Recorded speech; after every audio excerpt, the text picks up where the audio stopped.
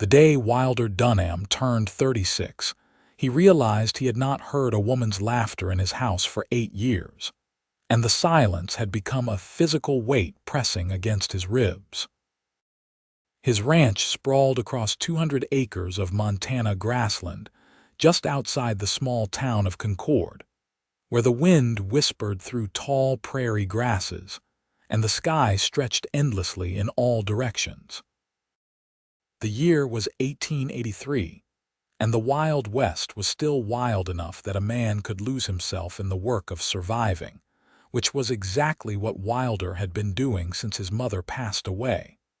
The ranch house stood weathered and sturdy, built by his father's hands 20 years prior. 2 stories of timber and stone, it had 7 rooms, though Wilder only lived in 3 of them now. The rest gathered dust and memories. His cattle business kept him financially stable, but prosperity meant nothing when he ate every meal alone and spent every evening watching shadows lengthen across empty chairs. His foreman, a grizzled man named Pete Swanson, had been suggesting for months that Wilder needed a wife. "A man cannot live on beef and bitterness," Pete would say while they mended fences or herded cattle toward fresh grazing land. Wilder always changed the subject, but the words lingered like smoke. On that particular morning in late September, Wilder rode into Concord with a list of supplies and no intention of changing his life. The town had grown over the years, boasting a general store, a church, a schoolhouse, a saloon, a hotel, and various other establishments that served the surrounding ranchers and farmers. Main Street bustled with activity as ranchers conducted business and women shopped for necessities. He was tying his horse outside Brennan's general store when he noticed the crowd gathered near the church. Not quite a crowd, actually, more like a loose collection of townspeople standing at a calculated distance from something or someone. Their postures held that peculiar stiffness people adopt when they want to appear charitable while maintaining careful separation. Curiosity drew him closer. Through the gaps between shoulders and hats, he saw her. She stood on the church steps with Reverend Thomas, a woman perhaps in her late 20s, wearing a faded green dress that had been mended multiple times. Her dark blonde hair was pulled back severely, and she held a carpetbag with white-knuckled determination. Even from a distance, Wilder could see the proud set of her jaw, the way she kept her chin lifted despite the obvious discomfort of being examined like livestock at auction. "That is the widow from Helena," said a voice beside him. Wilder turned to see Mrs. Patterson, the banker's wife, a woman whose primary occupation seemed to be knowing everyone's business. Theodora Ashford. Her husband died 6 months ago. Consumption, they say, though there are rumors. "What kind of rumors?" Wilder asked, though he immediately regretted encouraging her. Mrs. Patterson leaned closer, her voice dropping to that confidential whisper that somehow carried farther than normal speech. "Some say it was not consumption at all. Some say there was violence involved, and she had nowhere to go, no family. The church in Helena contacted Reverend Thomas, asking if our congregation might offer Christian charity." The way she said Christian charity made it clear she felt the obligation burdensome. Wilder watched as Theodora's gaze swept across the assembled townspeople. When her eyes briefly met his, he saw no pleading there, no desperate appeal for sympathy. Instead, he saw exhaustion and a strange, fierce dignity that reminded him of a wounded hawk, grounded but not broken. "Why is everyone standing so far away?" he asked. Mrs. Patterson's expression shifted into something between distaste and satisfaction at having more information to impart. "Well, there is the matter of her circumstances. A woman alone, no references and those rumors. Also, she has apparently refused to speak much about her past, which people find suspicious. And then there is the fact that her husband's death was rather convenient for her, was it not? A young woman, suddenly free, inheriting whatever meager possessions he had. Wilder felt a flash of anger at the casual cruelty in the woman's tone. He had seen this before, how quickly people would devour someone's reputation, how hunger for gossip could strip a person to bones. Before he could think better of it, he was walking toward the church steps. Reverend Thomas, a kind man in his 50s with graying hair, looked relieved to see him approach. "Wilder, good morning. I was just explaining to Mrs. Ashford about our community." Up close, Theodora was prettier than he had first thought, though pretty seemed an inadequate word. Her face held character, strength in the line of her nose and the set of her mouth. Her eyes were a striking hazel, green and gold and brown all at once, and they studied him with cautious intelligence. "Madam," Wilder said, removing his hat. "I am Wilder Dunham. I own a ranch north of town." "Mr. Dunham," she replied. Her voice was lower than he expected, steady despite her circumstances. "Theodora Ashford." An awkward silence fell. Reverend Thomas cleared his throat. "Mrs. Ashford will be staying with the church temporarily while we help her find suitable employment and lodging. She has experience in housekeeping, cooking, and basic accounting." Wilder saw the slight tightening around Theodora's eyes at the word temporarily. He understood suddenly that the Reverend, for all his kindness, had not yet secured anything permanent for her. She was stranded here, dependent on the grudging charity of people who had already decided she was somehow tainted. The words came out of his mouth before his brain fully processed them. "I need a housekeeper. My ranch house has not been properly managed in years. If Mrs. Ashford is interested, she could have a position there with private quarters and fair wages." Three things happened simultaneously. Reverend Thomas's face lit up with relief and approval. The murmuring from the watching townspeople grew louder, scandalized. And Theodora's eyes widened, something like hope flickering there before being quickly suppressed. "Mr. Dunham," she said carefully, "that is a generous offer, but I would not want to impose or to cause you any difficulty with your neighbors." "My neighbors are cattle," Wilder said dryly. "They do not gossip. As for imposition, I am offering employment, not charity. I need someone to manage the household and you need a position. It seems a fair exchange." Reverend Thomas stepped in smoothly.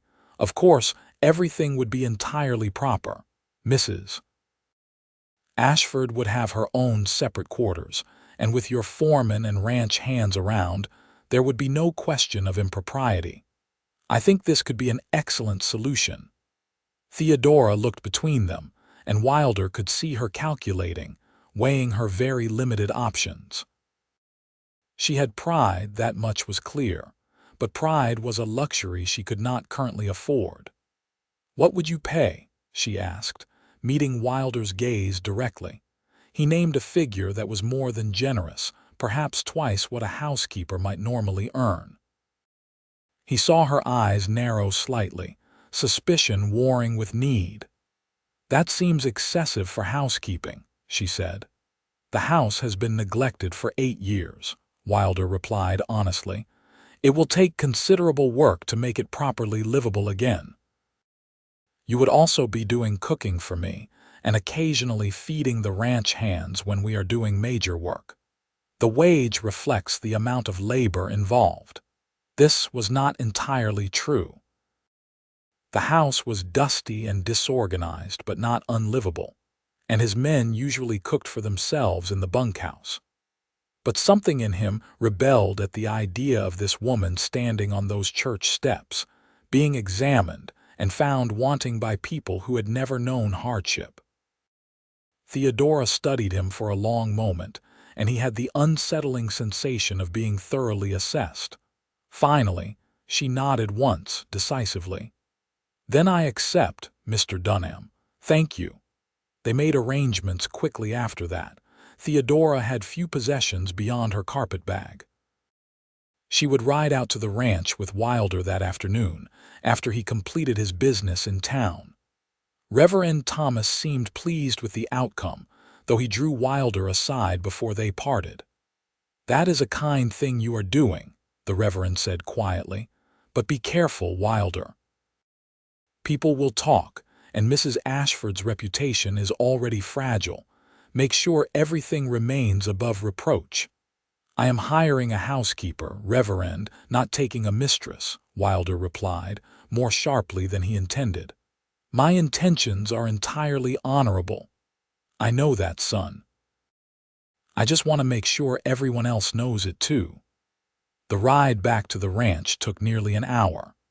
Theodora rode behind him on his horse, her carpetbag secured to the saddle, maintaining a careful distance even though the horse's gait naturally pressed them closer together. She had not spoken since they left town, and Wilder found himself uncharacteristically nervous about the silence. "The ranch is called the Double D," he finally said, just to fill the quiet. "My father started it in 1863, right after the Homestead Act. He and my mother built everything from nothing. I have about 40 head of cattle currently and 3 men who work for me full-time. Pete Swanson is the foreman. He has been with the ranch since my father's time. Then there are 2 younger hands, Mike and Samuel. Good men, all of them. Respectful." "I appreciate you telling me," Theodora said behind him. "And I appreciate the position, Mr. Dunham. I will work hard to earn the wage you are paying me." "I have no doubt," he replied. Another silence fell, but this one felt slightly less awkward. The Montana landscape spread around them, rolling grassland punctuated by occasional rock formations and distant mountains. The September air carried the last warmth of summer mixed with the first hints of autumn's chill. "May I ask you something?" Theodora said suddenly. "Yes." "Why did you really hire me? You do not know me. You do not know if I can cook or keep house or manage accounts. For all you know, everything they say about me could be true." Wilder considered his answer carefully. "Because I know what it is like to have people look at you and see only what they have decided to see. Because I saw you standing there with your head up, refusing to beg, and I respected that. And because my house needs a housekeeper and you need a position. Sometimes reasons do not need to be complicated." "And what have people decided to see when they look at you?" she asked. He was surprised by the question, by her perceptiveness. "A lonely widower wasting away in a big empty house," he said, then paused. "Though I suppose they would be right about that. You are a widower." "No, never married. But my mother died 8 years ago and the house has been empty of female presence since then. People seem to think that makes me tragic somehow." "Does it? Maybe," he admitted. "I have become used to the silence. But used to something and liking it are not the same thing." They reached the ranch as the afternoon sun angled toward evening. The house looked exactly as it always did, sturdy and weathered, flanked by the barn, bunkhouse, and various outbuildings. Cattle grazed in the near pasture. Smoke rose from the bunkhouse chimney and Wilder could see Pete working near the barn. He helped Theodora dismount, carefully not touching her more than necessary. She stood looking at the house, her expression unreadable. "It is bigger than I expected," she said. 7 rooms, Wilder confirmed. "Kitchen, dining room, and parlor downstairs. 4 bedrooms upstairs. I use the master bedroom. You can have your choice of the other 3. There is also a small room off the kitchen that might suit you if you prefer to be downstairs. It was meant to be a servant's room, but my mother always used it for storage." "I would prefer the downstairs room, if that is acceptable," Theodora said. "It would feel more appropriate, given my position here." He wanted to argue that she did not need to segregate herself like a servant, but he understood the practicality. Maintaining clear boundaries would protect both their reputations. Pete approached as they were unloading the horse, his weathered face creasing with interest when he saw Theodora. Wilder made introductions, and Pete removed his hat respectfully. "Welcome to Double D, Mrs. Ashford. We are glad to have someone bringing some civilization to this place. Wilder here has been living like a bear in a cave." Theodora's lips curved in what was almost a smile. "Then I will see what I can do to improve matters, Mr. Swanson." Inside, the house showed the evidence of years without a woman's care. Everything was clean enough, in a masculine sort of way, but disorganized and sparse. The kitchen was functional but joyless. The parlor looked barely used. Dust filmed the surfaces, and the windows were clouded. Wilder watched Theodora's face as she took it all in, trying to gauge her reaction. She set down her carpet bag and walked through the downstairs rooms slowly, occasionally touching a surface or opening a cupboard. "You have been doing your own cooking?" she asked. "In the kitchen, mostly. Pete helps sometimes. And cleaning, what little gets done." She turned to face him, and something in her expression had shifted, become more businesslike. "Mr. Dunham, if I am to manage this household, I will need a few things. Cleaning supplies, fresh linens, and the kitchen needs to be properly stocked. Also, if you expect me to cook meals for you and occasionally the ranch hands, I will need to know what supplies are available and what needs to be purchased." "Make a list," he said. "I will get whatever you need when I go to town next week. In the meantime, use whatever is here and organize things however you see fit. I will need access to the entire house, all the rooms, so I can clean properly. Of course, though," he hesitated, "there is one room upstairs, the bedroom at the end of the hall on the right. It was my mother's sewing room. I have kept it locked since she died. I would prefer if that room remained closed for now." Theodora studied him, and he saw understanding in her eyes. "I see. I will respect that, of course." An awkward moment passed. Then she said, "Would you like supper tonight, Mr. Dunham? I am tired from traveling, but I can prepare something simple if you are hungry." "Only if you are up to it," he said. "And please take time to settle into your room first." She nodded and picked up her carpet bag, heading toward the small room off the kitchen. Wilder stood in the kitchen for a moment after she disappeared, wondering what exactly he had just set in motion.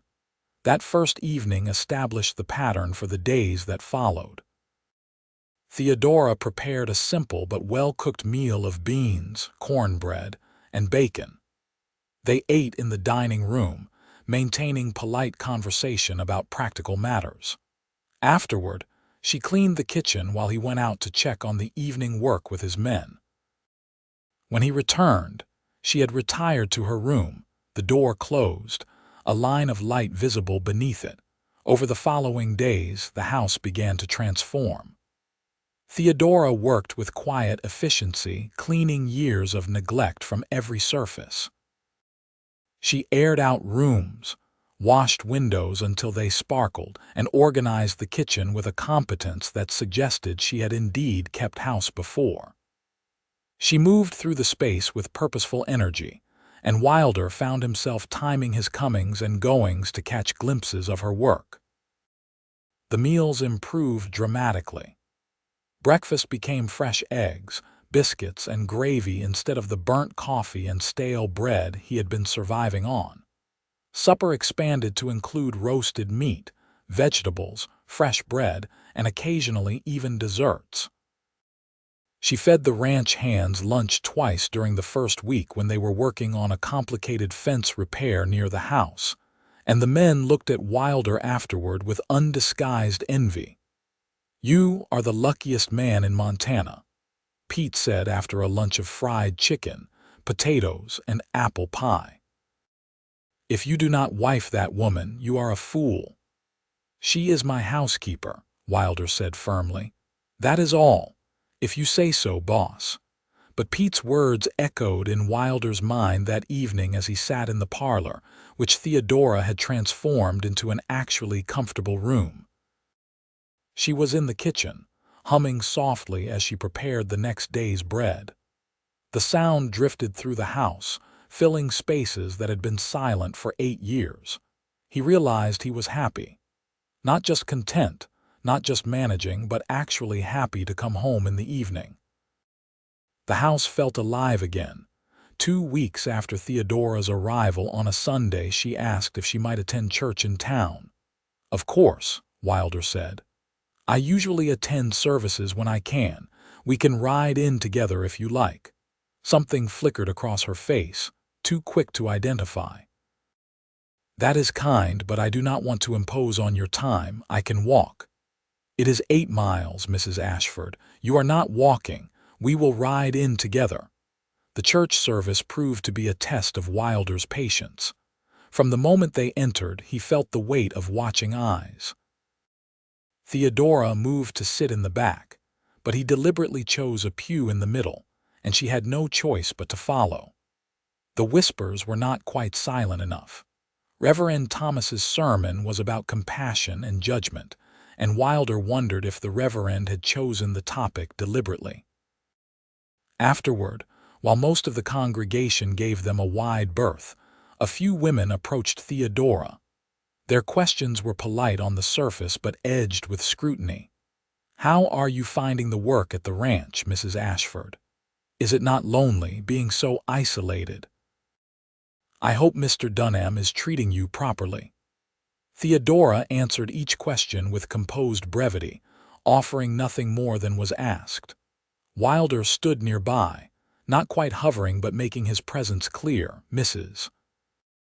Patterson approached with her daughter, a young woman named Claire who Wilder had never shown any interest in, despite the woman's obvious hints. "Mr. Dunham, how lovely to see you in town. You know, if you need proper help managing your household, Claire has been taking domestic courses. A respectable arrangement could certainly be made." "I am satisfied with my current arrangements, thank you," Wilder said coolly. "Yes, well, one does hear things. I simply would hate for your reputation to suffer due to unfortunate associations." "My reputation is my concern, Mrs. Patterson. And I would appreciate it if people in this town focused more on their own affairs and less on inventing scandal where none exists." Mrs. Patterson's face flushed, and she turned away sharply. Beside him, Wilder heard Theodora's sharp intake of breath. "You should not have done that," she murmured as they walked back to the horse. "You will make enemies defending me." "Then I will make enemies," he replied. "I will not stand by while people tear you down with their gossip." "Why?" she asked, stopping in the middle of the street to look at him directly. "Why do you care what they say about me? I am just your housekeeper." It was a good question, one he had been avoiding asking himself. Because the truth was becoming increasingly clear, she was not just his housekeeper anymore. She was becoming important to him in a way that went beyond clean floors and good meals. "Because it is not right," he said finally, "and because you deserve better than how they are treating you." Something shifted in her expression, a crack in the careful armor she maintained. For a moment he thought she might say something significant. Instead, she simply nodded and resumed walking. That night after supper, Wilder found himself restless. He walked upstairs to his bedroom but paused in the hallway. The locked door of his mother's sewing room stood at the end of the hall, exactly as it had for 8 years. He had not entered that room since the day after her funeral.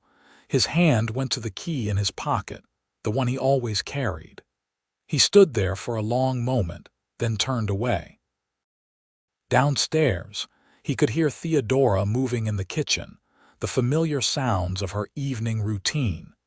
He found himself drawn down the stairs, toward the warmth and light. She looked up in surprise when he appeared in the kitchen doorway. She had removed her good dress and wore a simpler work dress, her hair loose around her shoulders. It was the most informal he had seen her, and she looked younger, less guarded. "I apologize," he said quickly. "I did not mean to intrude on your private time." "You are not intruding. This is your house." She set down the dish she had been drying. "Is something wrong?" He should have said no, should have excused himself and retreated to his room.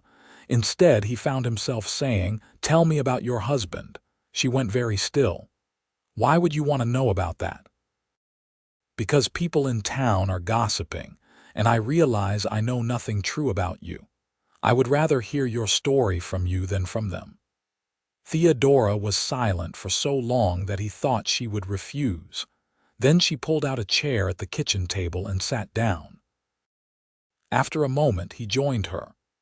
"His name was Robert Ashford," she began, her voice careful and measured.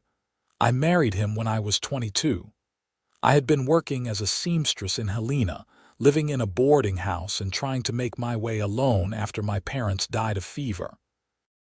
Robert seemed kind at first, stable. He was a clerk at a mining company and he promised me security." She paused, her hands folding and unfolding on the table. "The kindness lasted about 3 months after the wedding. Then I learned what he was really like. He drank, Mr. Dunham. And when he drank, he became violent." Wilder felt his jaw tighten. "He hurt you?" "Yes.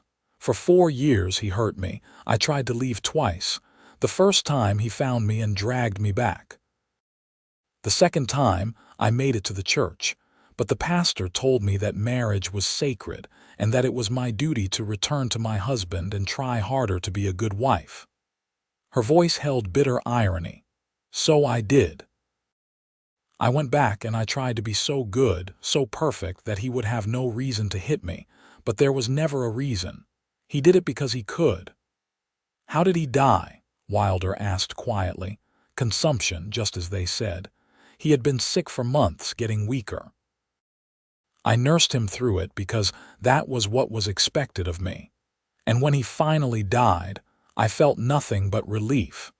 Then I felt guilty for feeling relieved." The people in Helena knew about the drinking. Some of them suspected about the violence, but after he died, they looked at me like I had somehow caused it. Like I was a black widow who had killed her husband through wickedness or neglect. She looked up at him, her hazel eyes bright with unshed tears. "I had nothing, Mr. Dunham. No money, no family, no references because no one wanted to associate with the suspicious widow. The church was going to put me out on the street after 2 weeks. That is when they contacted Reverend Thomas, asking if anyone in Concord might offer Christian charity. And you know the rest." Wilder reached across the table and covered her hand with his.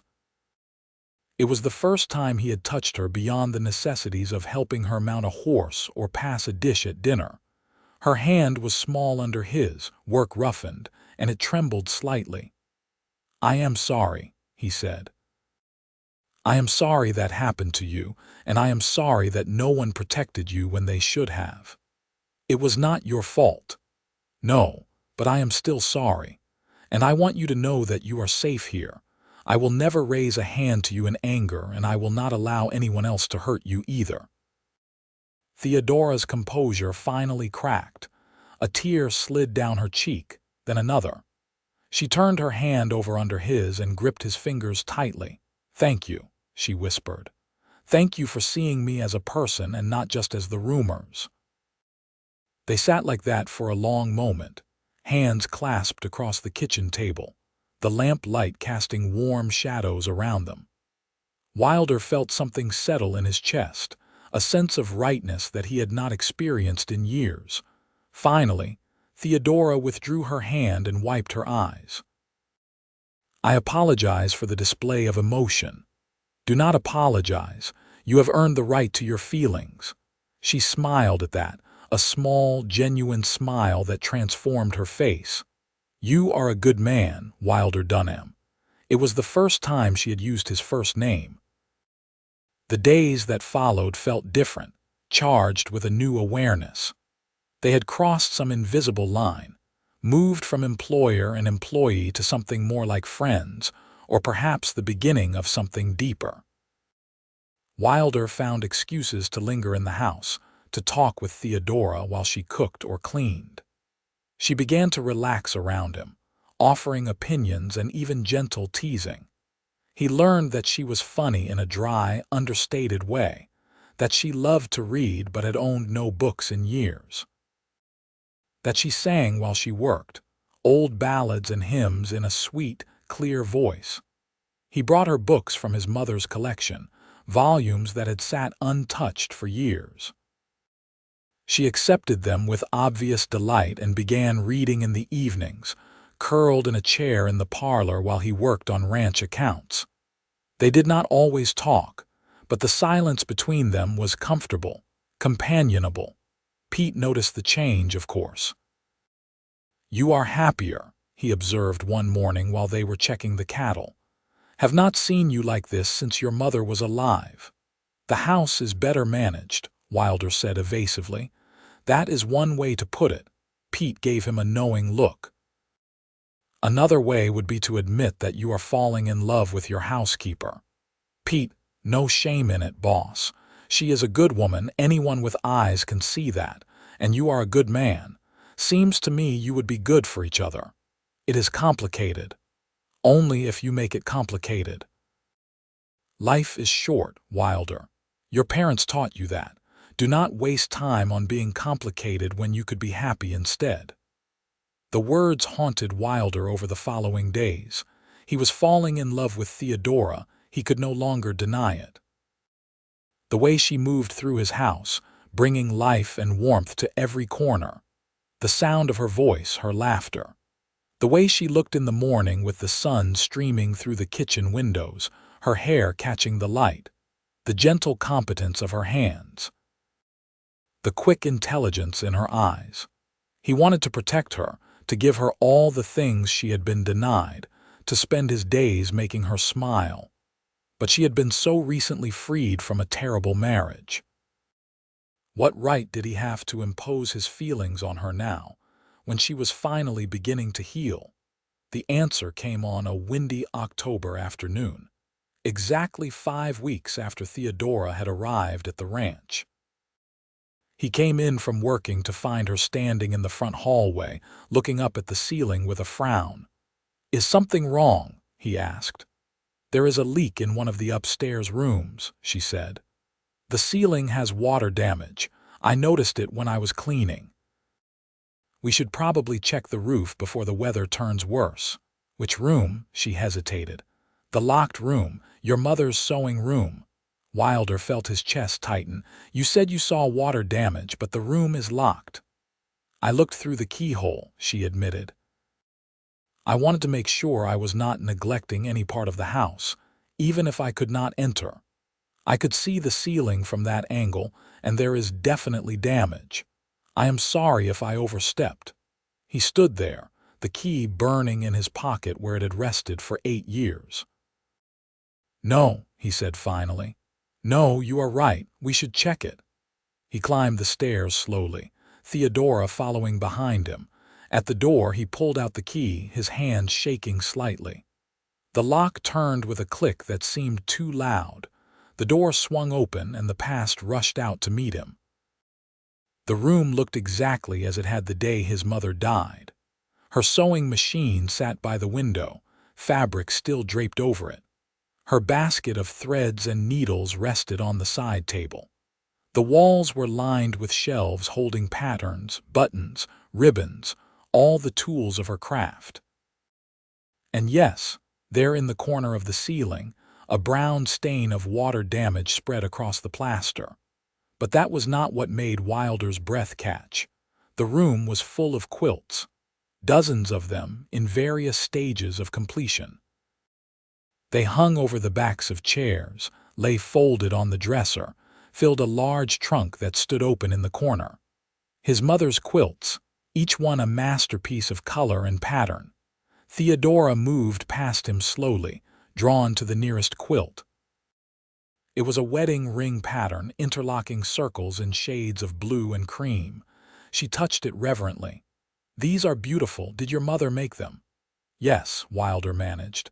"She was a talented quilter. She made them for—" His voice broke. "For what?" Theodora asked gently.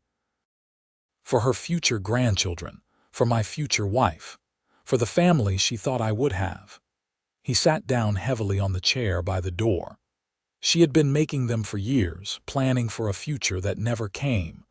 When she died, I locked them all away because I could not bear to look at them. They represented everything I had failed to give her. Theodora came to kneel in front of him, taking his hands in hers. "Wilder, you did not fail her. You took care of her. You ran this ranch. You honored her memory. The fact that you had not married by the time she died does not make you a failure. She wanted to see me happy. She wanted to see this house full of life, full of children. Instead, she died and left me here alone, and I have been alone ever since." "But you are not alone now," Theodora said softly. "I am here." He looked at her, really looked at her, kneeling before him with her hazel eyes full of compassion and something else, something that made his heart race. "Theodora, I need to tell you something. All right. I did not hire you just because I needed a housekeeper. I mean, I did need a housekeeper, but that was not why I offered you the position. I did it because I looked at you and I saw strength and dignity, and I wanted to know you. And now that I do know you, I find that I do not want to lose you. I am falling in love with you, Theodora. I think I have been falling in love with you since that first day on the church steps." She stared at him, her expression unreadable. The silence stretched between them, and Wilder felt his heart sink. He had said too much, pushed too hard, frightened her away. Then she said, "I am falling in love with you too." The words were simple, but they hit him with the force of a storm. "You are?" "Yes. I have been trying not to, trying to maintain proper distance and remember my place, but I cannot help it. You are kind and good, and you make me feel safe. You make me feel seen. For the first time in longer than I can remember, I feel like I am alive, not just surviving." Wilder pulled her up into his arms, holding her close. She came willingly, her arms wrapping around his waist, her face pressed against his chest. They stood like that for a long time, just holding each other in the room full of quilts and futures unlived. "Marry me," he said into her hair. She pulled back to look at him. "What? Marry me, Theodora? Not because you need security or because I need a housekeeper, but because I love you and I want to spend my life with you. I want to fill this house with the life my mother dreamed of. I want to wrap you in these quilts and build a future that is ours. Wilder, I have only been here 5 weeks. People will say, I do not care what people say. I have spent 8 years caring too much about what people might think, about doing things the proper way, and all it brought me was loneliness. I love you. That is all that matters." Tears spilled down Theodora's cheeks, but she was smiling. "Yes," she said. "Yes, I will marry you." He kissed her then, a gentle kiss that tasted of salt and hope. She kissed him back, her hands coming up to frame his face, and for a moment the world consisted only of the two of them and the roomful of quilts that suddenly represented not the past, but the future. When they finally pulled apart, both of them were laughing with the giddy relief of confessed love. "We should fix that leak," Theodora said, looking up at the ceiling. "We should," Wilder agreed. "And then we should plan a wedding." They were married 3 weeks later in Reverend Thomas's church on a cold November morning. The ceremony was small, attended by Pete and the ranch hands, Reverend Thomas and his wife, and a handful of townspeople who were either genuinely happy for them or at least polite enough to pretend. Mrs. Patterson and her daughter were notably absent, which bothered neither the bride nor groom. Theodora wore a dress she had sewn herself from fabric Wilder had bought her, a deep blue that matched the Montana sky. She carried a simple bouquet of dried wildflowers. Wilder wore his best suit, cleaned and pressed for the occasion. When Reverend Thomas pronounced them husband and wife, Wilder kissed his bride and felt something inside him that had been locked tight for years finally open. This was what happiness felt like. This was what home meant. The ranch hands had decorated the house while they were in town, hanging pine boughs and ribbons with enthusiastic, if not particularly skilled effort. Pete had even attempted to bake a cake, which was lopsided but edible. They had a small celebration dinner, and then the ranch hands tactfully returned to the bunkhouse, leaving the newlyweds alone.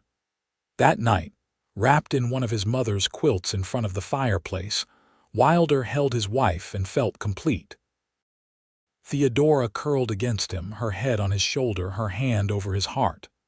"I never thought I could feel this way," she murmured. "I never thought I could feel safe with a man." "You are safe," he promised. "Always. I know, that is what makes it so wonderful." The winter that followed was the best of Wilder's life. He and Theodora settled into marriage with surprising ease, as if they had been together for years rather than weeks. She continued to manage the household, but now she did it as the ranch's mistress, not its employee. She hung curtains in the windows and put his mother's quilts to use throughout the house, warming beds and decorating chairs. She turned the sewing room into a proper workroom for herself after Wilder fixed the roof leak, and began making new quilts to add to his mother's collection. They talked for hours in the evenings, sharing stories of their pasts, their hopes for the future. Theodora told him about growing up in a small Nebraska town, about her parents who had been loving but poor, about her dreams of having a family of her own. Wilder told her about his childhood on the ranch, about his father who had died when Wilder was 18, about his mother's strength in continuing to run the ranch after becoming a widow. "She would have liked you," Wilder said one night. "My mother. She would have been so happy to see me married, and she would have loved your spirit." "I wish I could have known her," Theodora replied. "I feel like I do in a way through all the things she left behind. Every quilt tells a story about who she was." Physical intimacy came slowly between them, which Wilder expected given Theodora's past. He was patient, letting her set the pace, content with kisses and embraces, until she felt ready for more. When they finally came together completely, it was tender and sweet, and afterward Theodora cried, but this time from happiness. "I did not know it could be like this," she whispered. "Gentle, loving." "It should always be like this," he said, holding her close. "This is what marriage should be." As winter deepened and the Montana snows came, the ranch settled into a peaceful routine. The cattle were moved to winter pasture. The ranch hands kept busy with maintenance work and care of the animals. Wilder and Theodora grew closer every day, building a partnership that went beyond romance.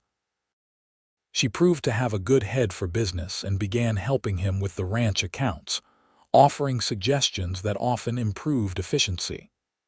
He taught her to ride better, and on clear days they would ride out together across the snow-covered grassland, just the two of them and the endless sky. On Christmas morning, Theodora gave Wilder a quilt she had made herself, a star pattern in shades of brown and gold. "For my husband," she said, "the man who gave me back my life." He gave her books, a new sewing kit, and a cameo brooch that had belonged to his mother. "She would want you to have it," he said. "But the real gift was simply being together, being happy, being home." In February, Theodora began to feel ill in the mornings. At first she thought it was something she had eaten, but when the sickness persisted for a week, a different possibility presented itself. "I think I might be pregnant," she told Wilder one evening, her voice a mixture of hope and nervousness. Wilder felt joy explode in his chest. "Truly?" "I am not certain yet, but the signs are there. How do you feel about that?" "How do I feel?" He swept her into his arms, spinning her around. "I feel like the luckiest man alive. I feel like every good thing in the world has decided to happen at once." She laughed, holding on to him. "So you are happy about it, Theodora. I am so happy I could shout it from the rooftop. We are going to have a baby. We are going to be a family." By March, there was no doubt. Theodora was definitely pregnant, due to deliver in early autumn. Wilder became almost comically protective, insisting she rest more, refusing to let her lift anything heavy. She tolerated his hovering with amused patience. "Women have been having babies since the beginning of time," she reminded him. "I am not made of glass. I know, but you are precious to me. I am allowed to worry." "You are allowed," she agreed, kissing him.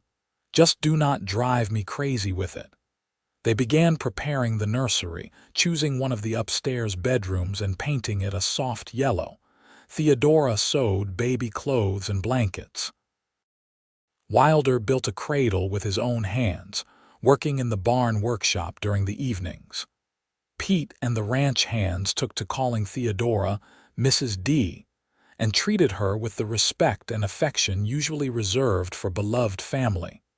In June, a letter arrived from Helena. Theodora opened it with shaking hands and read it while Wilder watched anxiously. "It is from the wife of Robert's employer," she said finally. "She says she heard I had remarried and wanted to reach out. Apparently, after I left, more information came out about Robert's behavior. Several people came forward to say they had witnessed his violence toward me. She is writing to apologize for not helping me sooner and to say that my reputation has been cleared in Helena. Everyone now understands that I was a victim, not a perpetrator." "How do you feel about that?" Wilder asked. Theodora folded the letter carefully. "Relieved, I suppose, but also, it does not matter as much as I thought it would. My life is here now with you. What people in Helena think feels distant and unimportant compared to what we have built. Still, it is good to have your name cleared." "Yes," she agreed. "It is good, but I would trade all the good reputations in the world for one day with you." Summer passed in golden beauty. Theodora's belly swelled with their growing child. Wilder would sometimes lie with his head resting gently on her stomach, feeling the baby kick, overwhelmed with wonder. They talked about names, about hopes for their child, about how they would raise a family based on love and respect. "I want our children to always feel safe," Theodora said. "I want them to grow up knowing that home is a place of peace, not fear." "They will," Wilder promised. "We will make sure of it." In early September, on a warm afternoon when the prairie grass glowed golden in the slanting sunlight, Theodora went into labor. Wilder sent Samuel racing to town to fetch the doctor and the midwife, then stayed by his wife's side, holding her hand, wiping her forehead, trying not to panic. "You are doing wonderfully," he told her, though he had no idea if that was true. "Easy for you to say," she gasped between contractions. But she was smiling slightly. Pete's wife, Martha, who lived in town but had ridden out when she heard the news, arrived before the doctor and took charge with the calm competence of a woman who had birthed 6 children herself. She shooed Wilder out of the room, though he refused to go farther than just outside the door. The labor lasted 6 hours. To Wilder, pacing in the hallway, it felt like 6 years. Every cry from the bedroom tore at him. He prayed with a fervor he had not felt since his mother's death, promising God anything if only Theodora would be all right. Finally, he heard a new sound. The thin, outraged wail of a newborn baby. Martha opened the door, her face wreathed in smiles.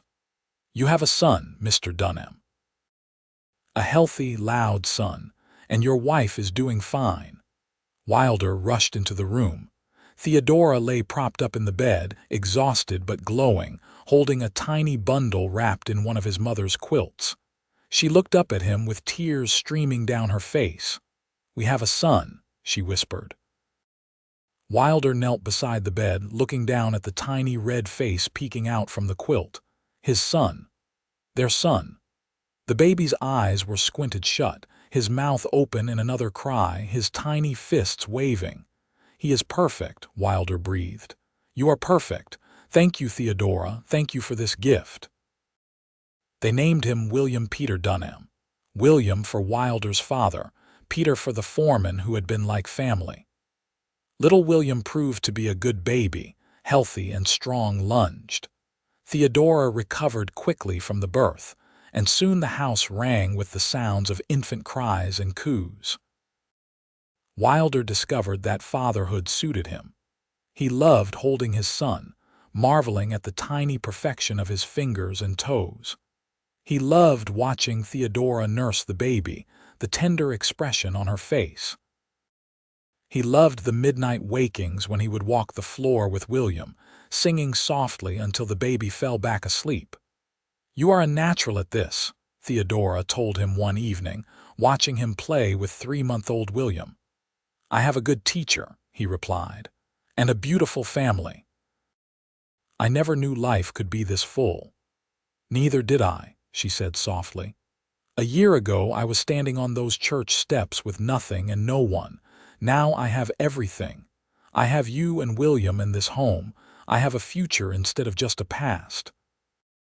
As winter came again, this time with a baby in the house, Wilder reflected on how profoundly his life had changed.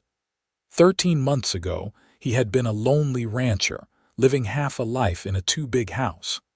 Now he was a husband and father, and his house overflowed with love and laughter and life. The locked room had become a sewing room again, but this time it was used, productive, alive.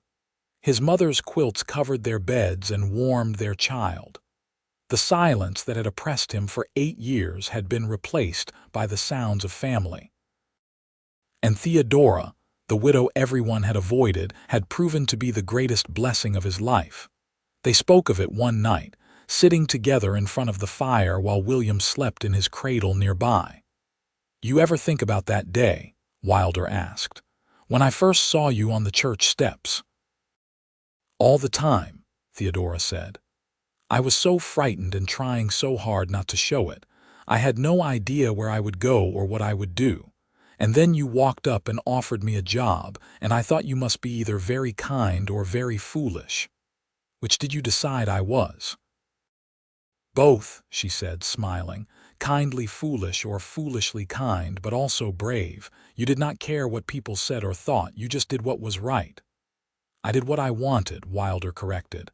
"I wanted to know you. Everything after that was inevitable." "Was it?" "Yes. The moment I saw you, something in me recognized something in you. Like we were two parts of the same whole that had been separated and finally found each other again." Theodora leaned her head on his shoulder. "I love you, Wilder Dunham. More than I ever thought it was possible to love another person." "I love you too," he said, kissing the top of her head. "My brave, beautiful wife." The years that followed brought more blessings. A daughter, Emma, arrived 2 years after William with Theodora's hazel eyes and Wilder's dark hair. Then another son, Daniel, 2 years after that. The house that had once been too quiet became wonderfully noisy, full of children's laughter and the chaos of family life. The ranch prospered under Wilder's management and Theodora's business acumen. They expanded their herd, built new outbuildings, hired more hands. Pete eventually retired, though he stayed in a small cottage on the property and remained actively involved in ranch life. His children and grandchildren became part of the extended Double D family. The people of Concord eventually accepted Theodora completely. It was impossible not to, given her kindness and competence. She became known as a woman who would help anyone in need, who never turned away someone asking for assistance. Ironically, she became one of the most respected women in town, and other young widows or women in difficult circumstances often came to her for advice and support. Mrs. Patterson and her daughter moved away after Claire married a banker in Helena. Wilder could not quite bring himself to wish them well, but he was relieved to not have to see them regularly. The sewing room remained Theodora's sanctuary. Over the years, she made dozens of quilts, each one a work of art. She gave them as wedding gifts, birth gifts, comfort gifts. The quilts became famous in the area, and people would sometimes travel from other towns hoping to commission one. But some quilts she kept, adding to the collection his mother had started. "For our grandchildren," she explained, "and their children after that. Each quilt carries the love of the women who made it.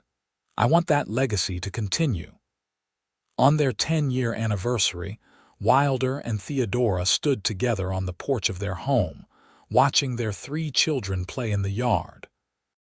William, now 9, was teaching 5-year-old Emma how to rope a fence post, while 3-year-old Daniel toddled after them with determined enthusiasm.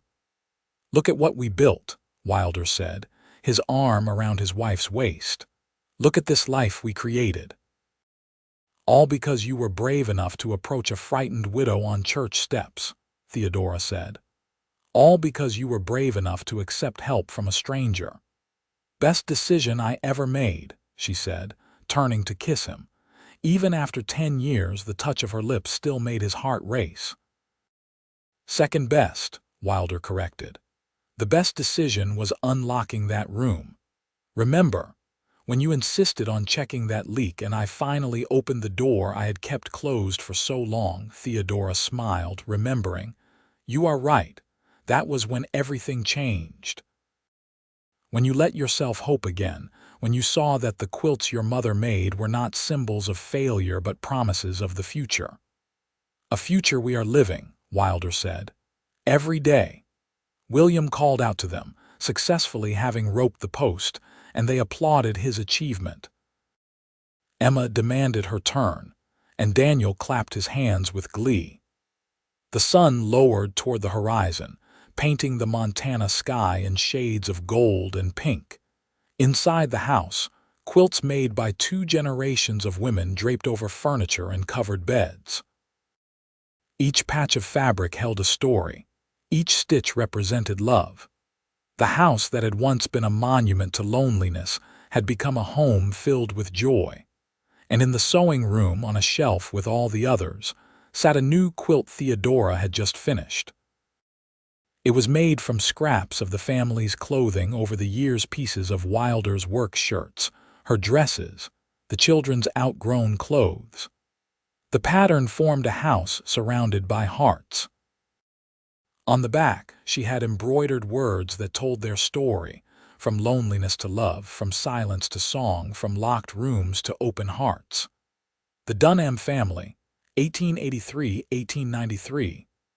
Built on faith, hope, and the courage to begin again. That night, after the children were asleep and the house was quiet, Wilder and Theodora sat in their bedroom, wrapped together in his mother's wedding ring quilt. "Do you ever regret it?" Wilder asked. "Marrying me so quickly, taking such a chance?" "Never," Theodora said firmly.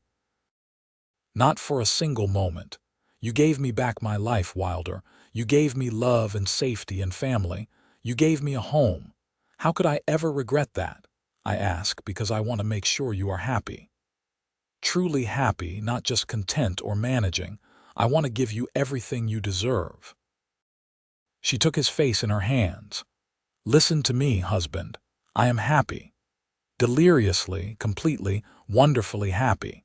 I wake up every morning grateful that you walked up those church steps 13 months ago and saw me. I go to sleep every night thankful for the life we have built. You did not just give me a home, Wilder. You gave me a future I had stopped believing was possible. You are my greatest blessing. And you are mine," he said, kissing her deeply. "My beautiful, brave, extraordinary wife." They made love that night with the tenderness born of years together, with the passion that had never faded, with the deep knowledge of 2 people who had found their perfect match. Afterward, holding each other in the darkness, They listened to the sounds of their sleeping children through the walls, the whisper of wind across the prairie, the settling of their home around them. This was what happiness sounded like, Wilder thought. This peaceful, ordinary, extraordinary life. Years continued to pass in contentment. William grew into a responsible young man who loved ranch work as much as his father did. Emma proved to have inherited her mother's skill with a needle and her father's head for business. Daniel was the adventurous one, always climbing trees and exploring, keeping his parents young with his energy. There were hard times too, of course. A severe winter in 1895 that killed several head of cattle. A bout of scarlet fever that swept through the area when Daniel was 7, leaving them terrified until he recovered. The normal struggles of raising children and running a ranch and managing finances. But through it all, Wilder and Theodora faced everything together. They had built a partnership based on love and respect, and it proved strong enough to weather any storm. On their 20th anniversary, their children threw them a party. William was 19 now, courting a nice girl from a neighboring ranch.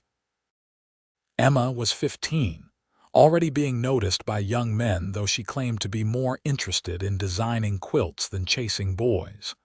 Daniel was 13 and growing like a weed. Friends from all over the county came to celebrate. The house overflowed with people, food, and laughter. At one point in the evening, Wilder stood on the porch watching the festivities and felt overcome with gratitude. Theodora found him there and slipped her hand into his. She was 48 now, her blonde hair threaded with silver, fine lines at the corners of her eyes. To Wilder, she was more beautiful than ever. "What are you thinking?" she asked. "I am thinking about how lucky I am, how that one decision to approach you that day in town led to all of this." He gestured at the house, the party, their children laughing with friends. "Everything good in my life stems from that moment."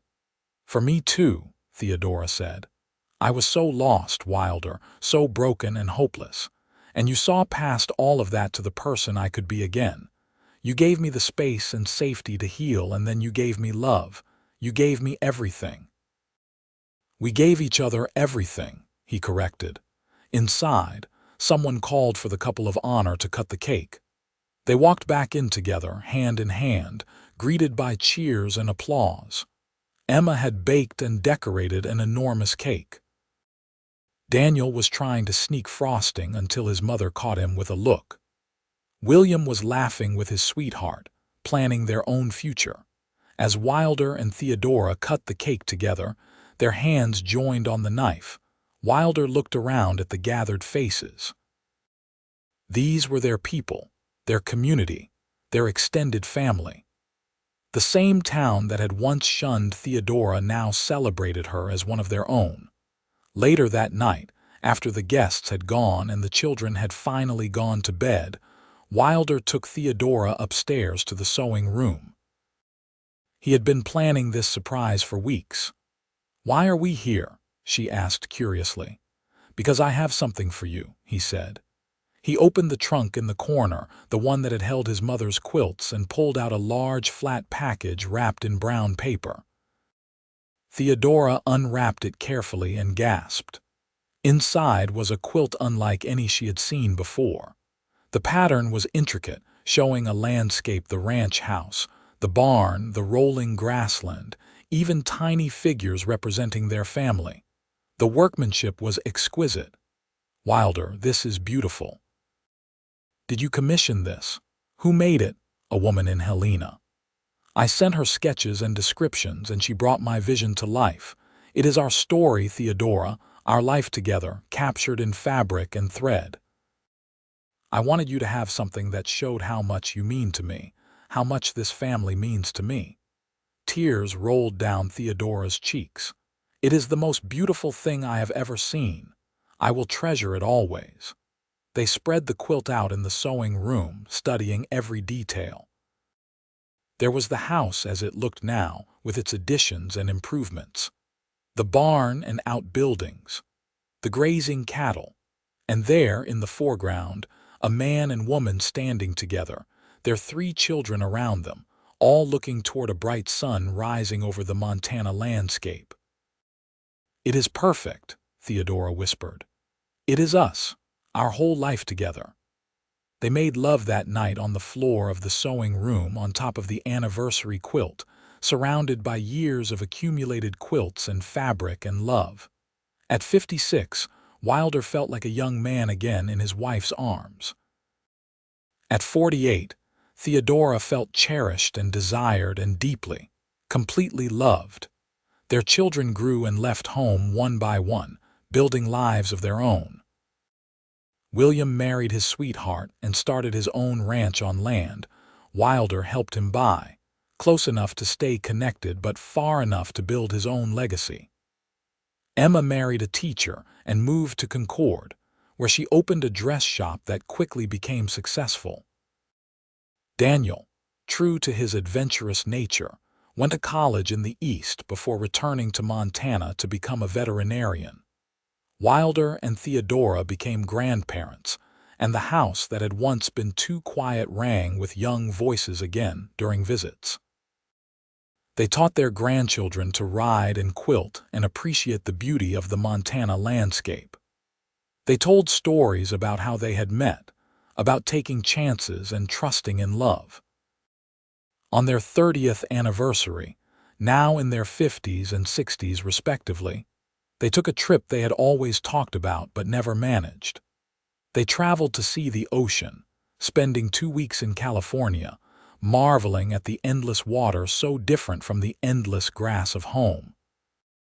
But they were glad to return to Montana, to the ranch, to the house they had built their life in. It was not just a structure anymore. It was the physical embodiment of their love story, every room holding memories, every corner filled with the echoes of laughter and tears and ordinary, extraordinary days. Pete passed away peacefully in his sleep at age 85, and Wilder wept like a child at the funeral. The old foreman had been more than an employee. He had been a friend, a mentor, a grandfather to the children. His death marked the end of an era, but life continued as it always does. New ranch hands came and proved themselves. The cattle business adapted to changing times. Wilder and Theodora grew older together with grace, their love deepening rather than diminishing with age. On a summer evening when Wilder was 69 and Theodora was 61, they sat together on the porch as they had done thousands of times before. Their grandchildren were playing in the yard under the supervision of William and his wife. The sun was setting in a blaze of glory across the prairie. "You remember what you said to me the night you asked me to marry you?" Theodora asked. "I said a lot of things that night," Wilder replied. "Most of them probably foolish. You said you wanted to wrap me in quilts and build a future that was ours. Do you feel like we succeeded?" Wilder looked at the house behind them, thought of the quilts that had multiplied over the years, each one marking a moment or a memory. He looked at their children and grandchildren playing in the golden evening light. He looked at his wife, still beautiful to him, still the best decision he had ever made. "Yes," he said simply. "We succeeded beyond anything I could have imagined. We built a life, Theodora. A real, full, beautiful life." "We did," she agreed, "and I would not change a single moment of it. Not even the hard parts, especially not the hard parts. They made the good parts sweeter. They taught us how strong we were together." As darkness fell and the children were called inside, Wilder and Theodora remained on the porch, wrapped together in a quilt, watching the stars emerge one by one in the vast Montana sky. They had been married for 33 years now. They had built a family, a legacy, a love that had transformed both their lives. The room that had been locked for so long had become the heart of their home in many ways. It was where Theodora created beauty, where family quilts were born, where the past and present and future connected through fabric and thread and love. But more than that, unlocking that room had represented Wilder's willingness to open his heart again, to let go of grief and loneliness and embrace the possibility of love. It had been the physical manifestation of an emotional choice, the moment when he had decided to step into the future rather than remaining locked in the past. And Theodora, the widow everyone had avoided, had been the key that unlocked not just a room but an entire life. She had brought love and laughter back to a lonely house. She had given Wilder purpose beyond mere survival. She had shown him that taking a chance on love, even when it seemed foolish or impractical or too fast, could lead to everything worth having. Years continued to pass. Wilder and Theodora grew old together, their bodies slowing but their love remaining vibrant. They celebrated 50 years of marriage with another grand party, surrounded by children and grandchildren and even a few great-grandchildren. The house was full to bursting with family, exactly as it should be. Wilder was 86 when his heart finally gave out, peacefully in his sleep, with Theodora beside him as she had been for 53 years. She held his hand as he took his last breath, and though her heart broke, she was grateful that they had had so many years together, grateful that he had gone peacefully, grateful for every single day of their extraordinary ordinary life. Theodora lived another 5 years after Wilder's death, spending her time with her children and grandchildren, still making quilts, still telling the story of how a lonely rancher had approached a widow on church steps and changed both their lives forever. She passed away at 79, in the house she had made a home, in the bed she had shared with her beloved husband, covered in quilts that told the story of their family. The Double D Ranch continued, passed down through William's line. The house remained in the family, cherished and maintained. And in the sewing room, now preserved almost like a museum, dozens of quilts remained, each one a testament to love and perseverance and the courage to begin again. On the wall of that room, framed and honored, hung the quilt Theodora had made from their family's clothing, the one that told their story in fabric and thread. Subsequent generations would stand before it and read the embroidered words, and they would understand that love was not just about grand gestures or perfect circumstances. It was about seeing someone truly, taking a chance, choosing kindness and building a life together one day at a time. The story of Wilder and Theodora became family legend, told and retold, never forgotten. It was a story about loneliness transformed into love, about judgment overcome by compassion, about locked rooms opened and lives changed forever. It was a story about the American West, about survival and hardship and the building of homes in hard places. But most of all, it was a love story. A true, deep, lasting love story about two people who found each other when they most needed finding, who built something beautiful together, and who proved that it is never too late to begin again, to take a chance, to unlock the doors we have closed and step into the light of possibility. In the end, that was their greatest legacy. Not the ranch or the quilts or even the children and grandchildren, precious as all those things were. Their greatest legacy was the example of their love, the proof that kindness and courage and compassion could overcome anything, that love could heal even the deepest wounds, and that a single moment of bravery, one choice to step forward rather than turn away, could change everything forever. The day Wilder Dunham turned 36, he realized he had not heard a woman's laughter in his house for 8 years. By the time he was 86, his house had been filled with laughter for 50 of those years, and his life had been so rich and full and blessed that he could not have asked for anything more. All because he had seen a widow on church steps and chosen kindness. All because she had been brave enough to accept help and open her heart again.